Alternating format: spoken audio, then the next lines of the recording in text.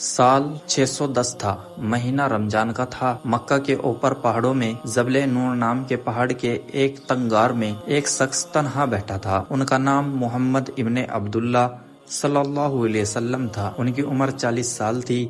وہ نہ پڑھ سکتے تھے نہ لکھ سکتے تھے۔ وہ کئی سالوں سے اس غار میں تنہائی اختیار کرتے تھے۔ وہ اپنی قوم کے بت پرستی سے پریشان تھے۔ وہ اپنے ارد گرد کے ظلم اور ناانصافی سے پریشان تھے۔ ان کے دل میں ایک تلاش تھی، ایک بے چینی تھی، ایک سوال تھا جس کا جواب ان کے زمانے کی دنیا کے پاس نہیں تھا۔ وہ خود بھی پوری طرح نہیں جانتے تھے کہ وہ کیا ڈھونڈ رہے ہیں، لیکن اللہ جانتا تھا اور اللہ نے جواب تیاری سے رکھا ہوا تھا۔ اس رات جب غار کی خاموشی نے انہیں گھیر لیا، اچانک ہوا کا ماحول بدل گیا۔ اندھیرا جیسے ہلا ہو اور پھر بنا کسی چیتونی کے، بنا کسی مقدمے کے حضرت جبرائیل علیہ السلام ظاہر ہوئے۔ یہ کوئی نرم اور ہلکی سی آواز نہیں تھی، یہ کوئی دور سے آنے والی ہلکی سی آواز نہیں تھی۔ حضرت جبرائیل علیہ السلام جو تمام فرشتوں میں سب سے عظیم ہیں، جو وحی لانے والے ہیں، اس قدر رعب، قوت اور جلال کے ساتھ آئے کہ نبی علیہ السلام نے محسوس کیا جیسے پہاڑ ان کے سینے پر رکھ دیا گیا۔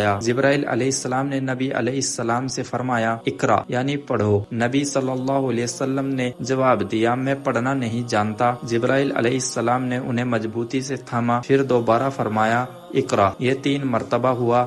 پھر اللہ کے حکم سے پہلی وحی نازل ہوئی جو سیدھا نبی علیہ السلام کے دل میں اتار دی گئی۔ پڑھو اپنے رب کے نام سے جس نے پیدا کیا، انسان کو جمے ہوئے خون سے پیدا کیا۔ پڑھو اور تمہارا رب سب سے زیادہ کرم کرنے والا ہے، جس نے قلم کے ذریعے سکھایا، جس نے انسان کو وہی سکھایا جو وہ نہیں جانتا تھا۔ یہ سورہ العلق کی پہلی آیتیں تھی اور قرآن کی سب سے پہلی وحی تھی، اور یہ الفاظ اس رات نازل ہوئے جو ہمیشہ کے لیے لیلۃ القدر کے نام سے پہچانی گئی۔ لیکن یہاں ایک بہت گہری بات ہے جو بہت سے لوگ پوری طرح نہیں سمجھتے۔ جب قرآن کی پہلی آیتیں اس رات نازل ہوئی تو یہ صرف اللہ کی طرف سے نبی علیہ السلام تک پیغام پہنچانا نہیں تھا، یہ ایک ایسی تبدیلی کی شروعات تھی جو زمین پر پیدا ہونے والے ہر انسان کو نظر انداز ہونے والی تھی۔ اور اللہ نے اپنی بے پناہ حکمت اور کرم سے اس رات کو صرف نبی علیہ السلام تک محدود نہیں رکھا، اس نے اسے پوری امت کے لیے تحفہ بنا دیا۔ رمضان کے مہینے میں رکھا، آخری 10 راتوں میں چھپا دیا اور ہر سال دوبارہ لوٹا دیا۔ اب آئیے قرآن کے اندر چلتے ہیں اور دیکھتے ہیں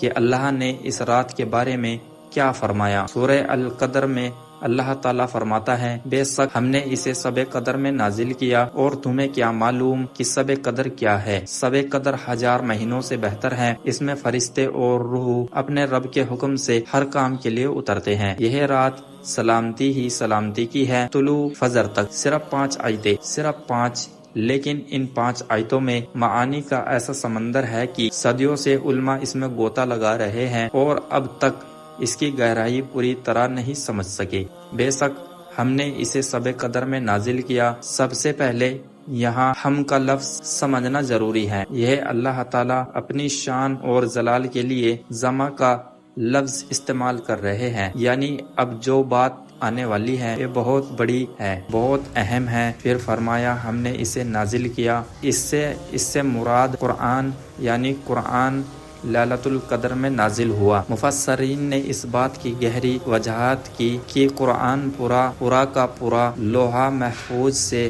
آسمان دنیا تک اسی رات کو لایا گیا، پھر وہاں سے 30 سال کے عرصے میں حالات اور واقعات کے مطابق دھیرے دھیرے نبی علیہ السلام پر نازل ہوتا رہا۔ یعنی لیلۃ القدر وہ رات تھی جب پورا قرآن انسانیت کے دسترس میں آنے کے سفر کا آغاز بنا۔ اس رات کے بغیر دنیا تک قرآن کی ہدایت اس طرح نہیں آتی، اسی لیے یہ انسانی تاریخ کی سب سے اہم رات ہے۔ پھر اللہ تعالیٰ فرماتا ہے، اور تمہیں کیا معلوم کہ شب قدر کیا ہے؟ یہ سوال ایسا سوال ہے جو انسان کو ہلا دیتا ہے، جیسے اللہ خود توجہ دلاتا ہو کہ جو چیز تمہارے سامنے ہے اس کی اصل عظمت کو تم سمجھ نہیں سکتے۔ پھر جواب دیا گیا، شب قدر 1000 مہینوں سے بہتر ہے۔ 1000 مہینے، علماء نے لکھا ہے کہ یہ عدد یوں ہی نہیں آیا، روایت میں آتا ہے کہ نبی علیہ السلام کو پچھلی امتوں کی لمبی عمریں دکھائی گئی۔ انہوں نے دیکھا کہ پچھلے لوگ صدیوں تک زندہ رہتے تھے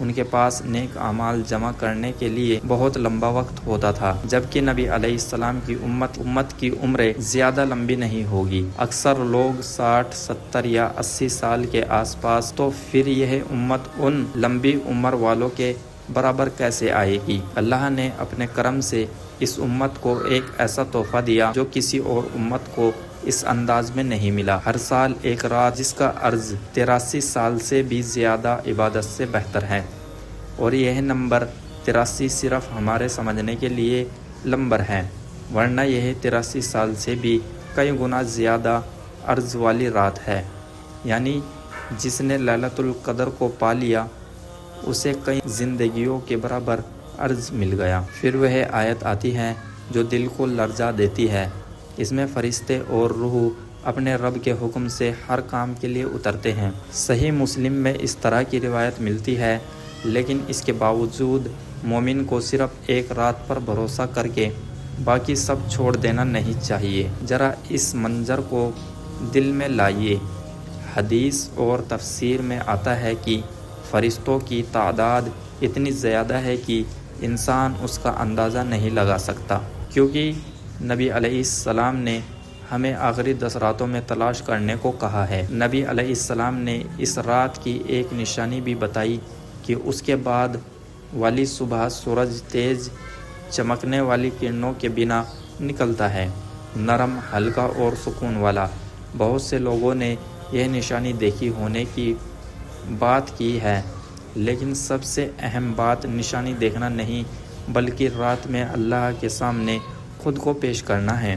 اب سوال یہ ہے کہ اگر لیلۃ القدر مل جائے کیا پڑھے، کیا مانگے؟ اس کا سب سے خوبصورت جواب حضرت عائشہ رضی اللہ تعالیٰ عنہ نے ہم تک پہنچایا۔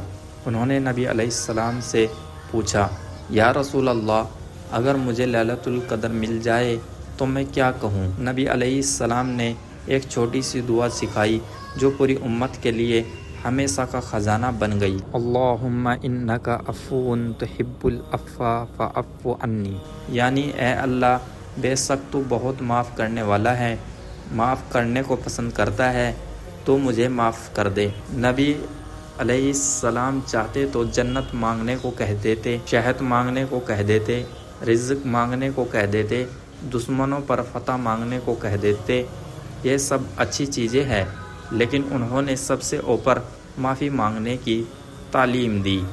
کیوں؟ اسی لیے کہ انسان اور اللہ کے درمیان سب سے بڑی چیز اس کا تعلق ہے۔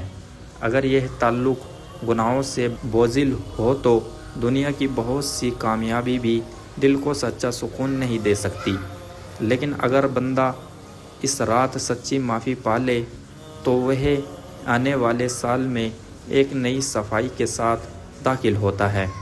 اب دیکھتے ہیں کہ نبی علیہ السلام خود ان راتوں کو کیسے گزارتے تھے۔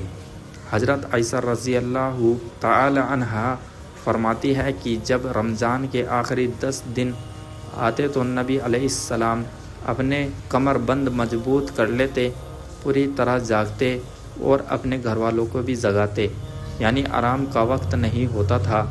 یہ پوری محنت اور پوری طرح جگہ بند ہوتا تھا۔ آپ علیہ السلام صرف خود نہیں اٹھتے تھے بلکہ اپنے گھر کو بھی اس برکت میں شریک کر دیتے تھے۔ آپ صلی اللہ علیہ وسلم آخری 10 دنوں میں اعتکاف بھی کرتے تھے، مسجد میں رہ کر دنیا کی مشغولیت سے الگ ہو جاتے اور اپنا وقت اللہ کے لیے خاص کر دیتے تھے۔ روایت میں آتا ہے کہ آپ یہ عمل ہر سال کرتے رہے، یہاں تک کہ جس سال آپ کا وصال ہوا اس سال آپ نے 20 دن کا اعتکاف کیا۔ صحابہ اور صالحین بھی اس راتوں کو سنجیدگی سے لیتے تھے۔ ان کے نزدیک جو شخص لیلۃ القدر کی خیر سے محروم رہ گیا وہ واقعی بہت بڑی چیز سے محروم رہ گیا، اور یہ محرومی صرف عرض کی نہیں بلکہ روحانی دولت کی محرومی ہے۔ ایک اور خوبصورت بات یہ ہے کہ ہر انسان کے لیے اس رات کا راستہ ایک جیسا مشکل نہیں رکھا گیا۔ جو ساری رات نماز نہیں پڑھ سکتا وہ ذکر کر سکتا ہے، جو زیادہ کی رات نہیں کر سکتا وہ دعا مانگ سکتا ہے، جو کمزور ہے، بزرگ ہیں، بیمار ہے، بچے کی دیکھ بھال کرنے والی ماں ہے، وہ بھی اللہ کی طرف سچے دل سے رجوع کر کے اس رات کا حصہ پا سکتی ہے۔ اللہ یہ نہیں دیکھتا کہ آپ نے کتنی رکعت پڑھی، اللہ یہ دیکھتا ہے کہ آپ کا دل کس طرح سچائی سے اس کی طرف آیا۔ لیلۃ القدر کی بڑی عبادتوں میں قرآن کی تلاوت بھی شامل ہے، اور اس میں خوبصورتی یہ ہے کہ جس رات قرآن نازل ہوا اسی رات آپ قرآن پڑھ رہے ہوتے ہیں، آپ اپنی زمین پر کھڑے ہوتے ہیں اور وہی کلام پڑھتے ہیں جو جبرائیل علیہ السلام نبی علیہ السلام تک لے کر آئے۔ یہ کتنی عظیم بات ہے، لیکن یہاں ایک نرم اور سخت دونوں طرح کا سچ بھی ہے۔ ہر وہ شخص جو رات بھر جاگتا ہے، ضروری نہیں کہ اس نے لیلۃ القدر کا حقیقی نور پا لیا۔ کچھ لوگ صرف ظاہری طور پر عبادت کرتے ہیں، دل ان کا کہیں اور ہوتا ہے، جسم مسجد میں ہوتا ہے، دل بازار میں، زبان پر دعا ہوتی ہے اور دل میں گناہ ہوتا ہے۔ ایسے لوگ رات کا اثر کم پاتے ہیں، اسی لیے لیلۃ القدر سے پہلے تیاری بہت ضروری ہے۔ توبہ، لوگوں سے صلح، دل کی صفائی، حسد، گھمنڈ اور نفرت کو نکالنا، فضول چیزوں کو کم کرنا، قرآن سے تعلق بڑھانا، صدقہ کرنا، یہ سب دل کو اس تحفے کے قابل بناتا ہے جو اللہ دینا چاہتا ہے۔ ذرا تصور کیجئے آپ رات میں تنہا کھڑے ہیں، مسجد خاموش ہے یا اپنے کمرے میں جائے نماز پر ہے، باہر کی دنیا سو چکی ہے، آپ نے وضو کیا، اپنے ہاتھ اٹھائے اور کہا اللہ اکبر، اور اس لمحے آپ کی دنیا کے بہت سے بوجھ پیچھے رہ جاتے ہیں، آپ قرآن پڑھنا شروع کر دیتے ہیں، آپ کی آواز رات کی خاموشی میں گونجتی ہے اور پھر دل میں کچھ نرم سا اترنا شروع ہوتا ہے، آنکھوں کے پیچھے گرمی سی محسوس ہوتی ہے، سینے میں نرمی، ایک قرب، ایک سکون جیسا محسوس کرتے ہیں۔ آپ تنہا نہیں، اور واقعی آپ تنہا نہیں ہوتے، فرشتے اتر چکے ہوتے ہیں، رحمت قریب ہوتی ہے، اللہ کی طرف سے سکون نازل ہو رہا ہوتا ہے۔ پھر آپ سجدے میں جاتے ہیں، ماتھے کو زمین پر رکھتے ہیں اور آنسو نکل آتے ہیں۔ شاید آپ کو خود نہ سمجھ آئے کہ آپ کیوں رو رہے ہیں، لیکن روح جانتی ہے، دل کے اندر ایک جگہ ہوتی ہے جو سچ کو پہچانتی ہے، وہ جانتی ہے کہ ہم کمزور ہیں، گناہ گار ہیں، اور اللہ بہت بڑا ہے، بہت رحم کرنے والا ہے، بہت جاننے والا ہے۔ اور جب یہ سچ دل میں ٹوٹ کر اترتا ہے تو آنسو گرتے ہیں، اور یہ آنسو قیمتی ہوتے ہیں۔ لیکن ایک دکھ بھری حقیقت یہ بھی ہے کہ بہت سے لوگ رمضان میں روحانی طور پر بدلتے ہیں، پھر رمضان کے بعد پھر ویسے ہی ہو جاتے ہیں۔ نماز جو وقت پر ہوتی تھی دیر سے ہونے لگتی ہے، قرآن جو ہر رات کھلتا تھا پھر شیلف پر رکھ دیا جاتا ہے، دعا جو آنسوؤں کے ساتھ ہوتی تھی پھر یاد بن کر رہ جاتی ہے۔ علماء نے ہمیشہ تنبیہ کی ہے کہ لیلۃ القدر صرف سال میں ایک مرتبہ ریسیٹ بٹن دبانے کا نام نہیں ہے، یہ ٹرننگ پوائنٹ ہے، یہ وہ رات ہے جہاں اللہ آپ کو موقع دیتا ہے کہ آپ واقعی نئے بن جائے۔ نبی علیہ السلام نے فرمایا کہ اللہ رات کے آخری حصے میں آسمان دنیا پر نزول رحمت فرماتے ہیں اور پکارتے ہیں، کوئی ہے جو مجھ سے مانگے تاکہ میں اسے دوں؟ کیا کوئی ہے جو مجھ سے معافی مانگے تاکہ میں اسے معاف کر دوں؟ یہ ہر رات ہوتا ہے، لیکن لیلۃ القدر میں یہ پکار سال کی سب سے برکت والی رات میں ہوتی ہے، جب فرشتے اتر رہے ہوتے ہیں، جب سال کے معاملے لکھے جا رہے ہوتے ہیں، جب رحمت ندی کی طرح بہہ رہی ہوتی ہے۔ اگر آپ اپنی زندگی بدلنا چاہتے ہیں، اس رات مانگیں۔ اگر آپ کسی پرانے گناہ کو چھوڑنے کی ہمت چاہتے ہیں، اس رات مانگیں۔ اگر آپ اپنے دل کے زخم کی شفا چاہتے ہیں، اس رات مانگو۔ اگر آپ اپنے بچوں کے لیے ہدایت چاہتے ہیں، اپنے والدین کے لیے خیر چاہتے ہیں، اپنی امت کے لیے رحمت چاہتے ہیں تو اس رات مانگو، کیونکہ یہ رات صرف زیادہ عرض والی رات نہیں، یہ زیادہ قوت والی رات ہے۔ جب لیلۃ القدر قریب آئے، یہ یاد رکھے کہ آپ اکیلے نہیں ہیں، دنیا کے ہر کونے میں مومن اس رات کے لیے اٹھتے ہیں، ہر شہر میں، ہر ملک میں، ہر وقت کے جون میں لوگ وضو کر رہے ہوتے ہیں، نماز پڑھ رہے ہوتے ہیں، قرآن پڑھ رہے ہوتے ہیں، وہی دعا مانگ رہے ہوتے ہیں جو نبی علیہ السلام نے حضرت عائشہ رضی اللہ عنہا کو سکھائی تھی، اور ان سب کے اوپر فرشتے اتر رہے ہوتے ہیں، جبرائیل علیہ السلام زمین پر نزول کر رہے ہوتے ہیں، اللہ کی رحمت نرم اور طاقت والی بارش کی طرح اتر رہی ہوتی ہے۔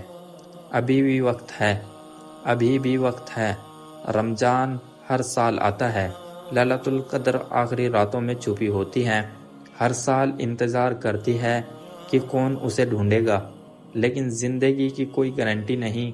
نبی علیہ السلام نے ہمیں یاد دلایا کہ 5 چیزوں سے پہلے 5 چیزوں کی قدر کرو: جوانی سے پہلے بڑھاپا، صحت سے پہلے بیماری، امیری سے پہلے تنگ دستی، فراغت سے پہلے مشغولیت، اور زندگی سے پہلے موت۔ اور ایک بات یقین سے جان لیجئے، جو بندہ اس رات اللہ کو سچے دل سے ڈھونڈتا ہے، اللہ اسے مایوس نہیں کرتا۔ سورہ قدر کا وعدہ سچ ہے، یہ رات سلامتی ہی سلامتی ہے فجر تک۔ لیلۃ القدر کا سکون حقیقی ہے، وہ موجود ہے، وہ آپ کے لیے، اگر آپ اس